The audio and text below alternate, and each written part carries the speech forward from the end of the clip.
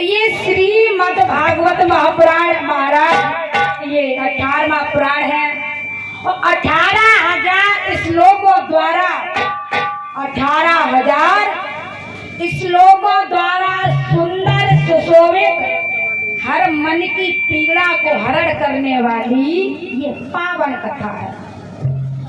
जिस कथा को कहने से, सुनने से, सुनाने से महाराज आत्मा को शांति मिलती है, ये वो कथा है।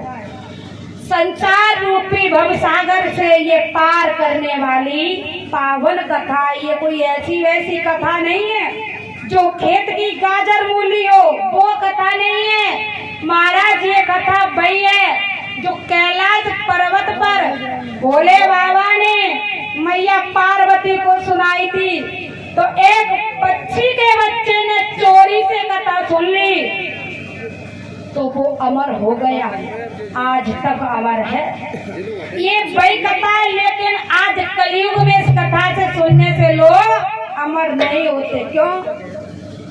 कि ना वो शास्त्री है जो श्रोता को अमर कर पाए और ना वो वक्ता है जो कथा के करके अमर कर पाए। बताया जाता है महाराज ये कुछ भी नहीं है। आज वक्ता भी वही है जो अमर कर सकते हैं श्रोताओं को, और श्रोता भी वही है। इतने इतने धर्मी लोग पड़े इस पृथ्वी पर, अगर धर्मी नहीं होते तो ये पृथ्वी आज रसातल को चली जाती, यहाँ नहीं होती। आज भी अच्छे लोग हैं इस पृथ्वी पर, लेकिन वजह ये है महाराज, जिस समय एक तोते का बच्चा ये कथा सुनकर अमर हो गया था, उसी दिन भोले बाबा ने श्राप दे दिया कि आज के बाद इस कथा को सुनने से कोई अमर नहीं होगा। इसलिए अमर नहीं होते, नहीं तो आज धरती पे बनते नहीं लोग। इसलिए अमर नहीं होते महाराज।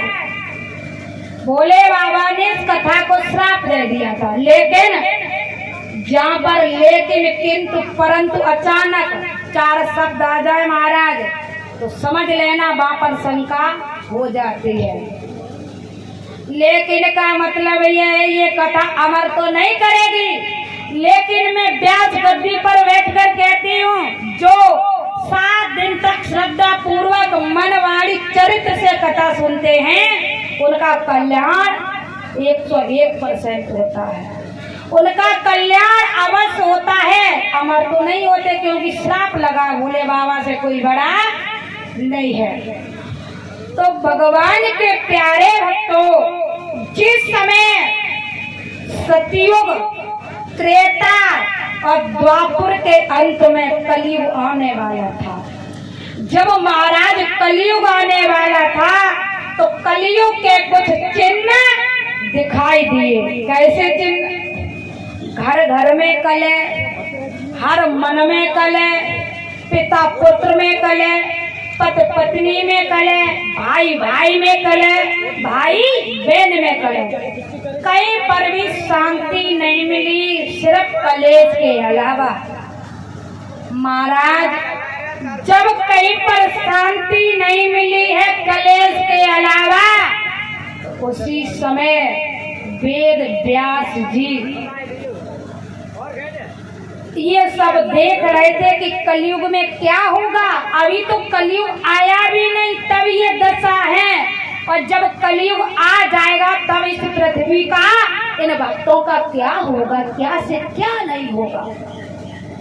तो वेद व्यास जी ने जब ये दशा देखी तो महाराज बहुत दुखी हुए, बहुत दुखी हुए हैं। सभी लोग नारद जी मिलकर के विष्णु भगवान का आभार करने लगे हैं, और सभी लोग बोलेंगे कैसे आभार किया है।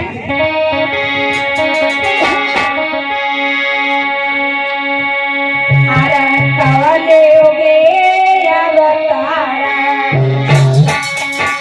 दयानिधि कवले होगे।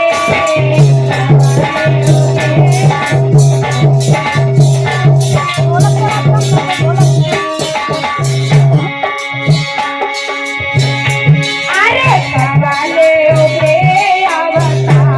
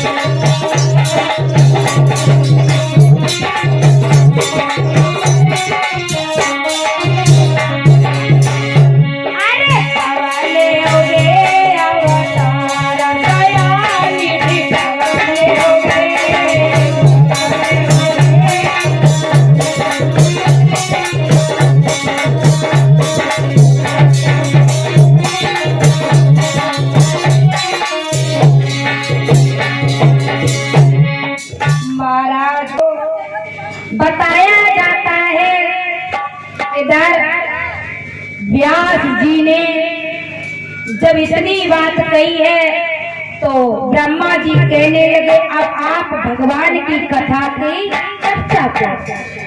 तो काहे कि भगवान की कथा हम कह सकते हैं महाराज, भगवान की कथा हम कह लेंगे, लेकिन इस कथा का लेखक किने बनाया। जब हम कथा कही है तो जितने मौजूद है उतने ही सुनो पाइए, आगे आने वाली पीढ़ी ये कथा कैसे सुनेगी, कैसे जानेगी। जब कथा लिखी नहीं जाएगी तो कैसे जानेगी। ये लोग अमर तो है नहीं कि स्वर सुना रहे हैं। तो ब्रह्मा जी बोले तुम कथा कहो और आप अपनी कथा का लेखक गणेश जी को बनाओ और आप अपनी कथा का सभी देवी देवता प्रार्थना करने लगे हैं गणेश भगवान की कैसे।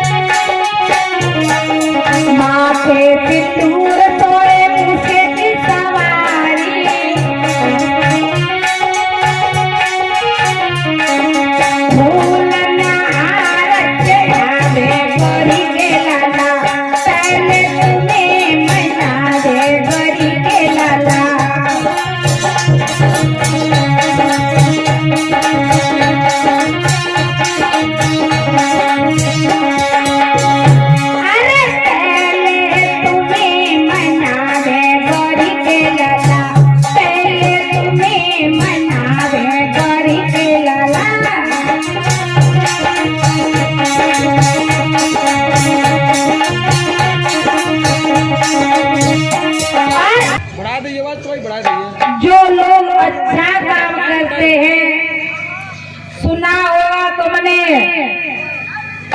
कि जहाँ पे कृपा हरि की होई और तहाँ पे कृपा करे सब कोई।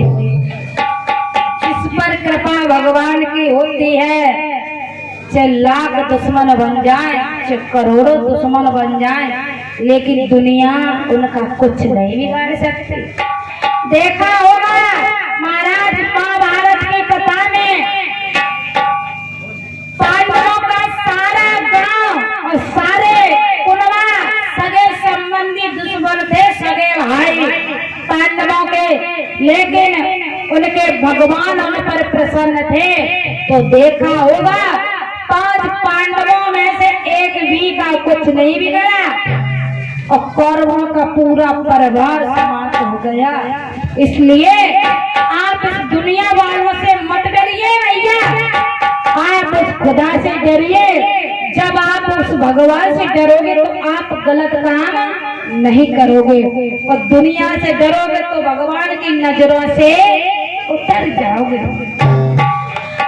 आज देव ऋषि नारद भी खड़े हैं और गणेश भगवान कहने लगे हम आपकी कथा लिखने को तैयार हैं, लेकिन हमारी एक शर्त है। व्यास जी ने कहा तुम्हारी कौन सी शर्त है? कि महाराज हमारी शर्त हुए है कि जब तक तुम जिस आसन पर बैठकर कथा कहोगे तब तक हम तुम्हारी कथा लिखेंगे, और जिस समय तुमने अपनी वाणी को विराम दे दिया हमारी लेखनी बंद हो जाएगी, हमारी लेखनी बंद हो जाएगी। तो वेद व्यास बोले महाराज हमारी एक प्रार्थना है, एक विनती है कि तुम हमारी कथा को सोच समझ के लिखना, ऐसा ना हो कि ये माँ की जीव है कोई गलत शब्द निकल जाए तो तुम बेऊ लिख ले, बेऊ शब्द नोट कर ले। ये कथा हमारी सोच समझ के लिखना, अब ऐसे लिख जाए कि जन जन का कल्याण हो सके, कलियुग के भक्तों का कल्याण हो सके। और बोले हैं क्या बोले भैया? वेद व्यास जी बोले हैं अरे प्रभु जी विनती आज हमारी, बोले अरे प्रभु जी विनती आज हमारी, अरे करना तुम मंजूर है और लिखना कथा हमारी, अरे लिखना कथा हमारी, जो दुख से कर दे तो बोले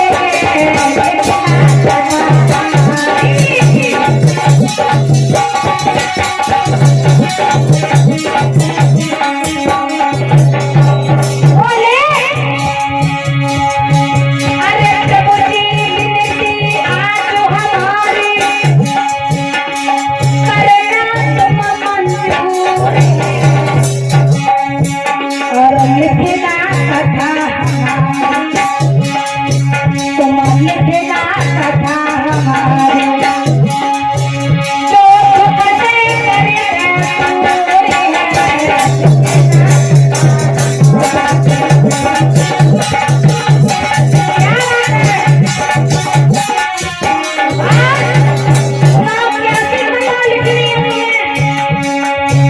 अरे गीता जैसा ज्ञान भरा हो, रामायण का ज्ञान भरा हो।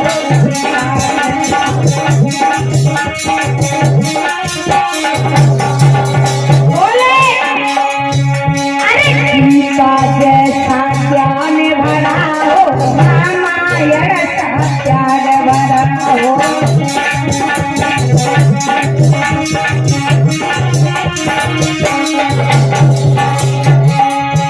अरे नाम लेते भक्ति सतारे हो, अरे नाम लेते भक्ति सतारे, तूने पापी कर दिए पार हो, अरे लिखना कथा हमारे, अरे लिखना कथा हमारे, तो दुख से कर दे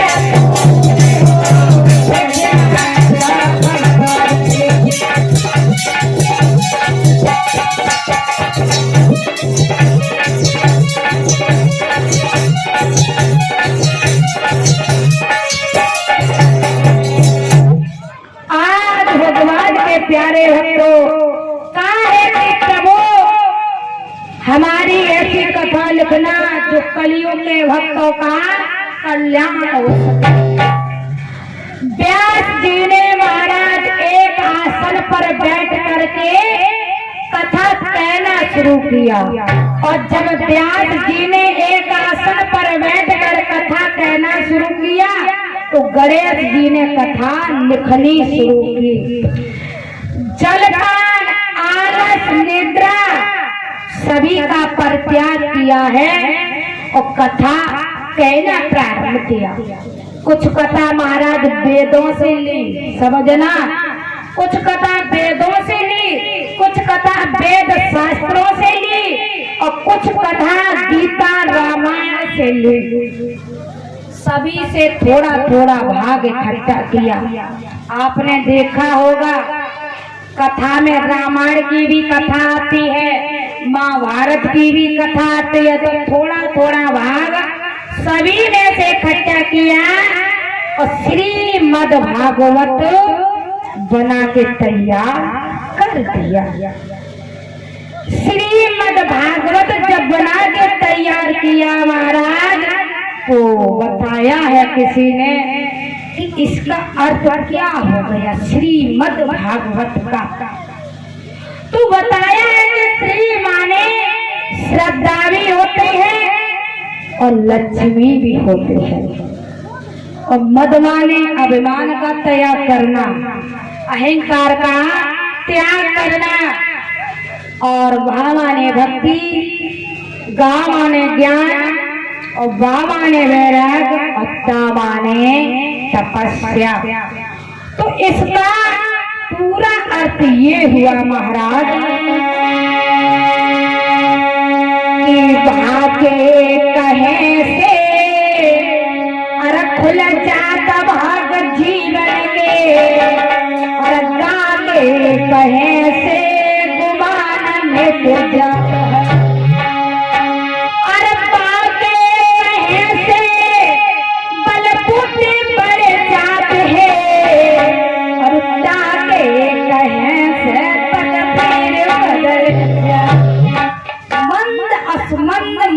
मंद भाग्या ये भागवत जीवन के भाग खोल देती है महाराज। और ये भागवत क्यों कराई जाती है?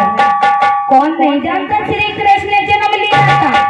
कौन नहीं जानता कि उन्होंने 16,108 विवाह किए थे? कौन नहीं जानता है कि उन्होंने मामा कंस का वध किया था? कौन नहीं जानता है कुब्जा का उद्धार किया था? ये बात सभी को पता है महाराज, सब लोग जानते हैं। फिर कथा काय कराई जाती? जय कथा सुनाई जाती जानते हो? कथा इसलिए कराई जाती है कि भूली हुई बातों को याद दिलाना, और जब भूली हुई बातें याद आती हैं तो हमारे समाज में सुधार होता है, नई पीढ़ी में बच्चों में सुधार होता है। जैसी संगत कहा जाता है, संगत का असर महाराज बहुत बड़ा होता है। और जब कथा होगी तो हो सकता है भगवान की कृपा से हमारे मुंह से कुछ ऐसे शब्द निकल जाएं जो किसी भाई बहन के दिल में उतर जाए, तो उनकी जीवन की रेखा ही बदल जाए। जानते तो सभी। ये बताओ महाराज, जैसे ये हवा चल रही है, हवा, और यहाँ पर अगर कूलर लग दिया जाए तो हवा बहुत, लेकिन अंतर तो है। इसलिए जानते सभी, और जब कथा होती है तो और ज्यादा आनंद आता है।